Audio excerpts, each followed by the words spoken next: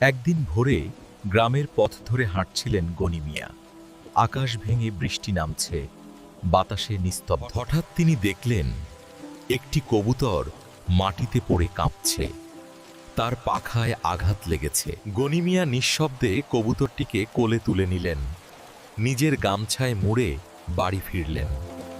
তিনি প্রতিদিন তাকে খাওয়াতেন, পান করাতেন, যেন নিজের সন্তানের মতো যত্ন নিচ্ছেন। কয়েকদিন পর কবুতরটি উড়ে দাঁড়ালো জানালার ধারে, তার চোখে জীবনের আলো জ্বলে উঠেছে। একদিন সে উড়ে গেল মুক্ত আকাশের দিকে। গনি মিয়ার চোখে একটু জল, কিন্তু মুখে শান্তির হাসি। পরদিন সকালে দেখা গেল দুংটি কবুতর জানালায় বসে আছে, যেন পুরনো বন্ধুটি কৃতজ্ঞতা জানাতে ফিরে এসে। গনি মিয়া মৃদু হাসলেন, ভালোবাসা দিলে ভালোবাসাই ফিরে আসে।